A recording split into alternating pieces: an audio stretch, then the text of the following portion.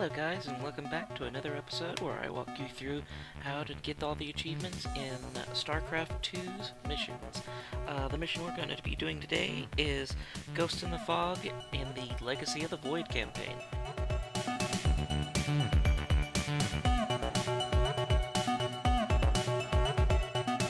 The achievements are going to be Ghost in the Fog, complete the mission.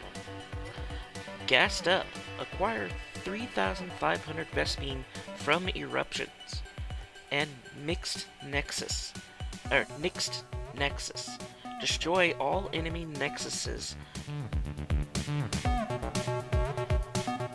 This one it's not too hard because, well, it is a bit because all but the Zealot units of the Protoss require Vespene. Well, the Protoss and the probes. Everything else requires Vespene gas in some shape or form. That's what makes this mission difficult, because you don't have a very good Vespene geyser to harvest from, so you have to go around to these eruption sites and collect the eruption gases that are spewed from it. So that's the only way to get your Vespene on this mission. So yeah, what I'd do is I'd start off by basically filling out your probes at first, and then collect those two things of gas. If you have access to it, build a Stargate, so this way you can start building those flying units called Void Rays, because they are very, very helpful. They are probably the best flying unit in StarCraft. I think they're better than Vikings, Banshees, because they can attack both ground and air, but the only drawback to them is they require 250 minerals and 150 gas. So they're very expensive, and they take, I believe, 3 supply units. They take up 3 supply units. So it's kind of well, it's very Protoss, let's put it that way. The most of their units take up a lot of supply. The only unit they have that only takes up 1 supply is the probes. Everything else takes up 2 or more. I think their big siege units like the carriers and the colossi take up 6.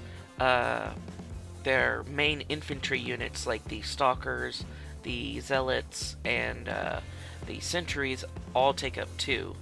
The void rays, I believe, take up 3. I think their air-to-air unit takes up 2, and then I'm trying to think if there's any others I'm missing. But yeah, that's what makes them kind of beefy. When you have your units completely maxed out, you won't have a very large army, unlike the other factions like the Terrans or the Zerg, because just to put it in comparison, one Protoss Zealot is equal to, in cost, 2 Marines and 4 Zerglings. So that's a very big difference in supply difference and army size. But that being said, that Zealot can probably take out those 2 Marines, and well, he can take out the Zerglings, but the 2 Marines, he might get one, and then the other one will get him, because the factions are kind of designed as a paper, rock, scissors faction. So the Zerglings are very quick and cheap, but they are very easily killed. The Protoss are very expensive, but they're hardy, and the Terrans are somewhere like right around in the middle.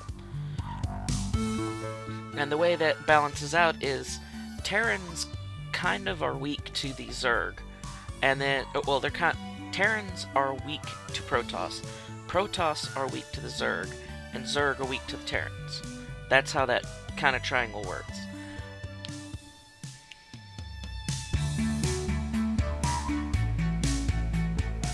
Which I already know, and if I get a bunch of people in the comics, they're gonna be like, "Oh my God, what are you saying? I mean, this guy like totally outdoes, this Zerg unit totally outdoes this Terran unit. This Protoss totally outdoes this Zerg thing. You're completely wrong." But hey, that's just the way I think about it. Anyways, back to the mission. Basically, 2 Stargates and 2 Warp Gates should be enough to get you a decent-sized army going.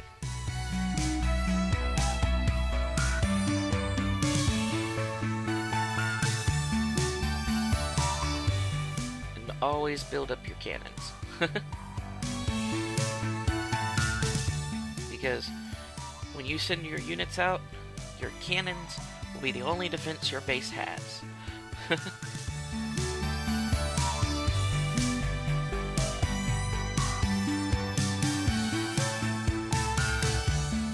The other thing I like about the Void Rays is they have this ability that's kind of like an overcharge, where it like really dramatically increases their damage for a short period of time. In multiplayer, it's an activated, but in campaign, it's a automated thing, so it'll happen automatically when you engage.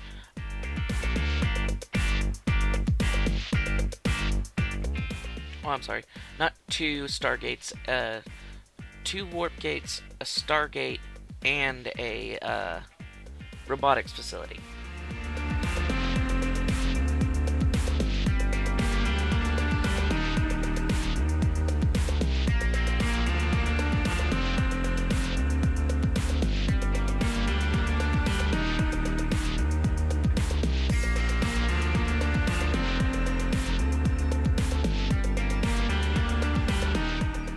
Once you have a good power covering at your base, you can start stacking your pylons up. Saves room.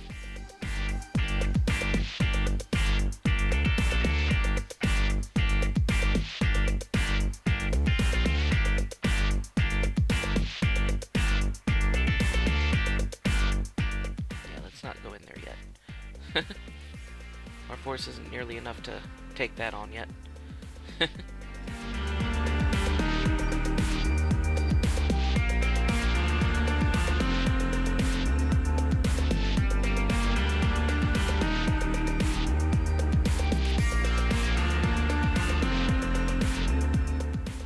maybe we're gonna go ahead and do it. But yeah, see the way the beams on the Void Rays get really intense? That's the empowerment that they do.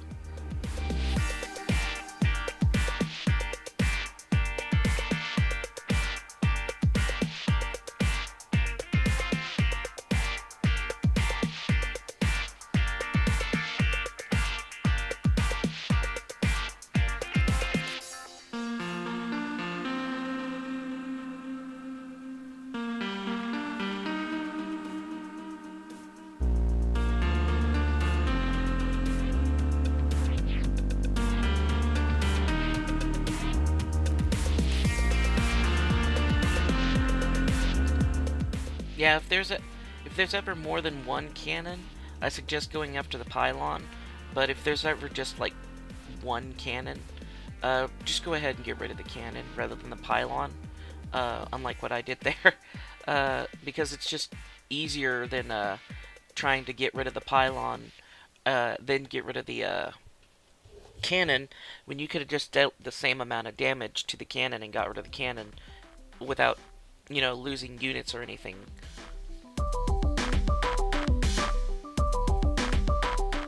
Because that is another drawback to the Protoss, is all of their units, all of their buildings need to be in a power field.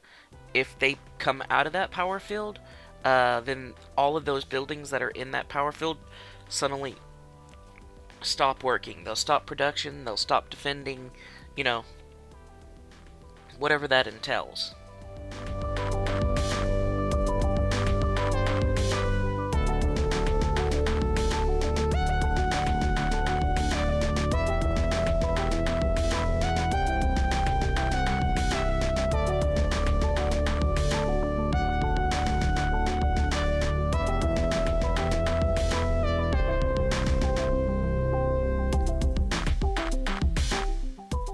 And these things over here kind of act as a Vespian geyser. So when you destroy that rock on top of it, your ship overhead will start automatically harvesting Vespian gas from them.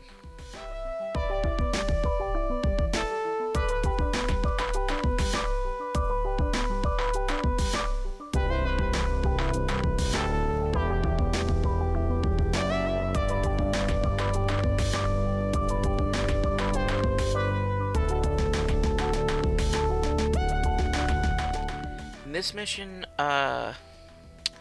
it's probably easiest to focus on, whenever you can, build void rays.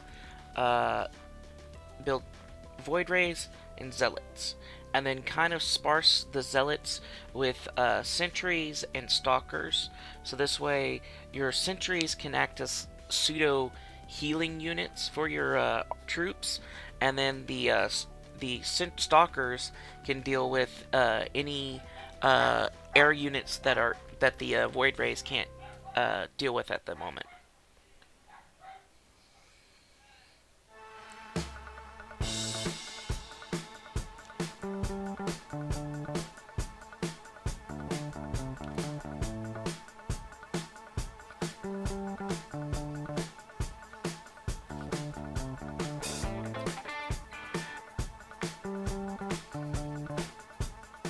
Kind of like with the Terrans, I'd say sparse your units, probably one sentry per 4 zealots,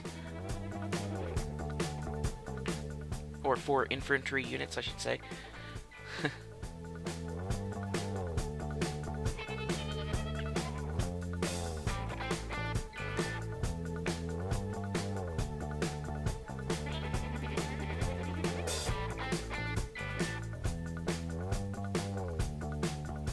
There we go. We can start harvesting Vespian gas from that geyser now. Get ready to move out to the next eruption sites.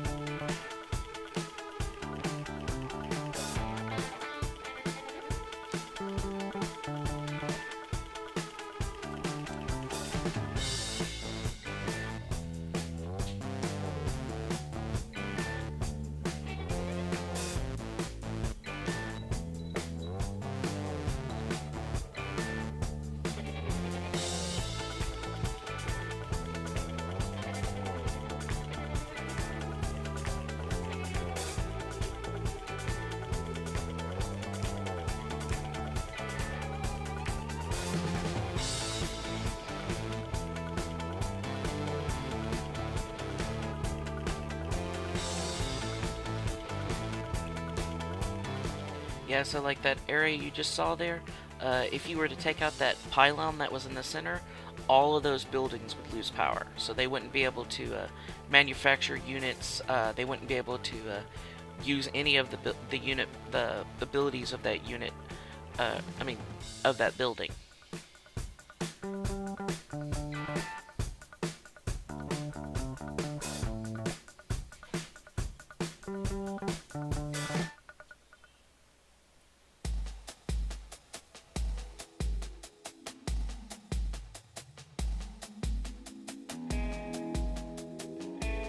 Yeah, if you can probably take this base a little bit, that second base a little bit earlier, but it's okay to take it about right now.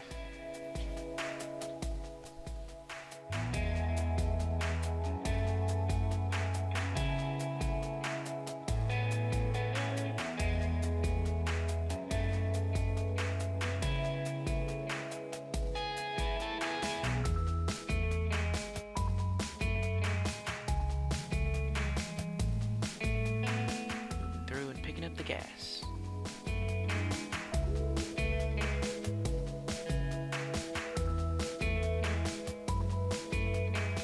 See, like this area right now, it would have probably been better just to go after the pylon in the middle, which would have taken out all 3 cannons at once.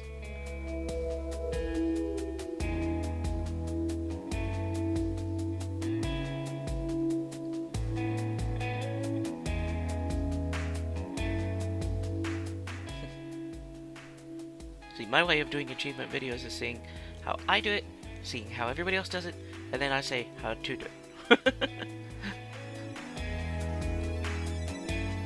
Because 9 times out of 10 I can go like, oh look, I messed up there, and this is the way I should have done it. And somebody else will do the same thing to my video and be like, hey, you should have done this. And I'm like, I know.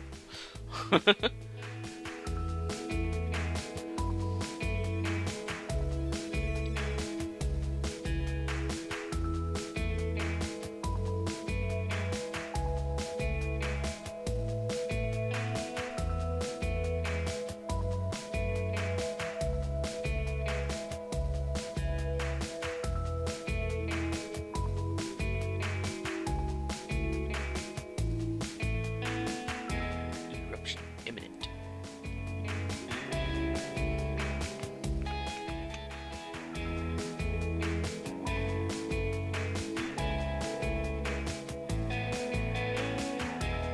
And like with the other campaigns, anytime you see a unit building like a Stargate, barracks, or anything like that, destroy that thing because it's always producing units. It is a pain in the butt. So go ahead and kill it and get it out of the way. Because generally they won't rebuild the buildings, but, you know, even if they do, that's still, what, about 3 minutes where it's not producing units, so you don't have to worry about that.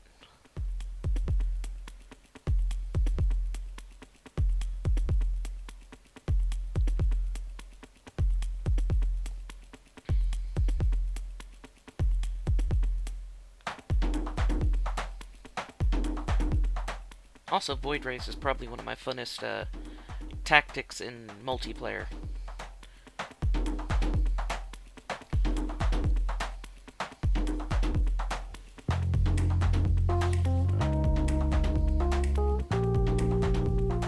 Colossal.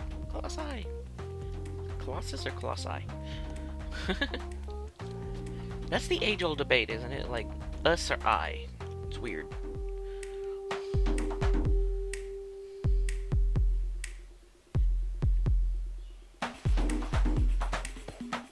More pylons, because I'm capped. Or I'm about to be capped. Collect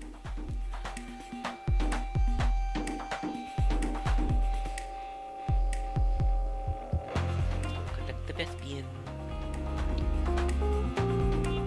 Yeah, as long as you collect from each of the hubs, you should hit the Vespian requirement, no problem.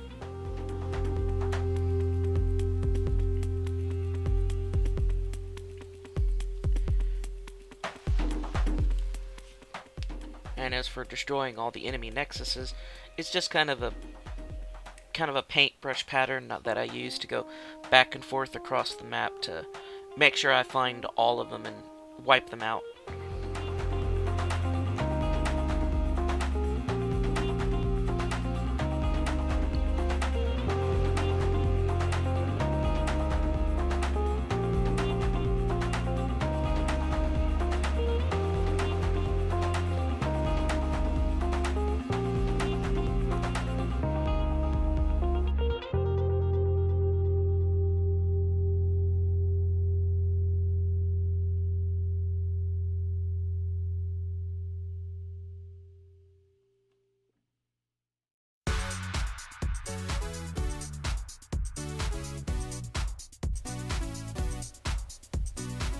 Like in this pattern, where it had the 2 cannons and 2 pylons, it's best to go after the cannons first, because if you destroy 1 pylon, you'll probably only get 1 cannon. So just destroy the cannons first, and then that way you can won't take any extra damage.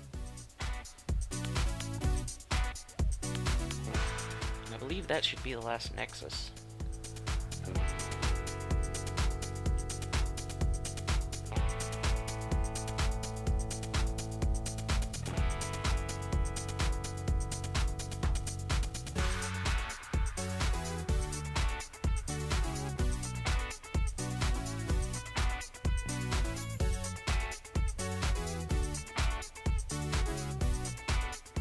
Immortals are a really good ground unit because they do a super lot of damage, but the only problem with Immortals is they can't attack flying units.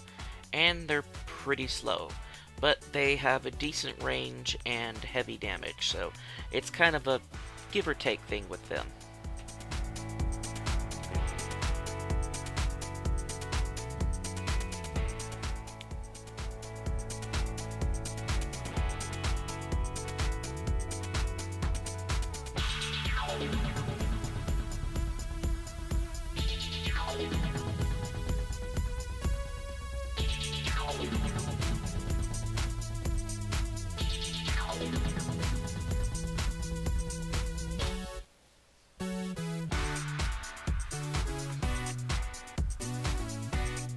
And if I may amend my statement at the beginning of the video, instead of stalkers, wait till you can produce immortals.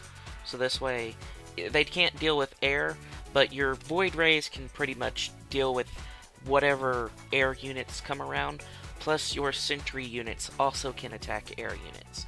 So they can heal, plus they can attack, which I think makes them one of the better healing units out of the three factions, because the medics, they can't attack at all, and the queens they can attack air or ground at range, but they can only heal one target at a time if you're playing multiplayer. If you're playing campaign wise, the queen units, I do believe, edge out the sentries, but it's kind of they're very neck and neck, because the sentries also have two other abilities. One is the overall shield, and then they have what's called a force field. So it allows them to basically put down an impassable force field that people can't get. They have to go around. They can't go through. Air units can still fly over it, but it's one of those things. It's really good for if you built your base in a bottleneck. You can block Zerg units from coming in, because they don't have a lot of aerial units or aerial attack units either. So it's just, you can block them from coming in your base, and then use your ranged units to mop up the Zerglings on the other side of the force fields. And then if you have to engage them out in a crowd, just activate the shields of the sentries, and it reduces all the damage to any of your units inside the shield.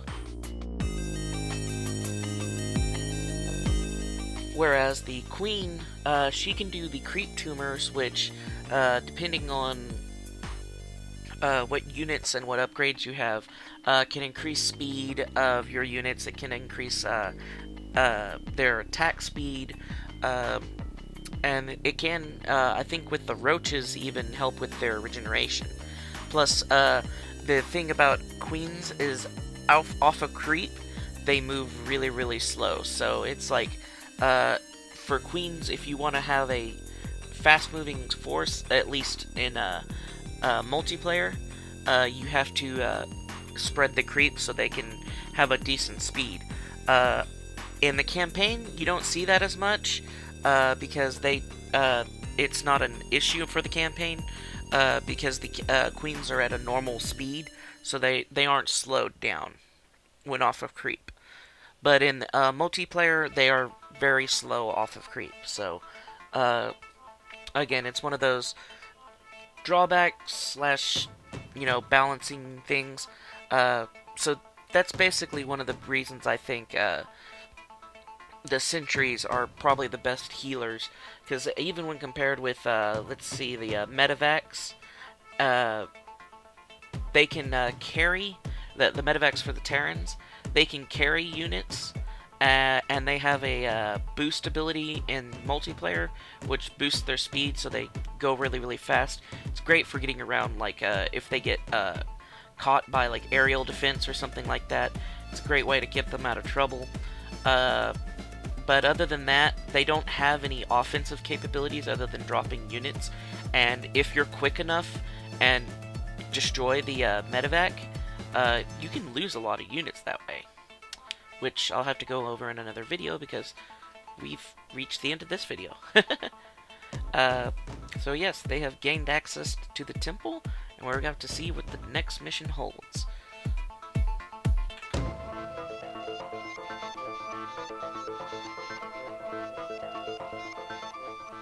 Anyways, that's how to get the achievements for this mission, and if you like what you saw, give me a like, share, subscribe, leave something in the comments. I always like to hear from y'all, and I'll see y'all in the next video.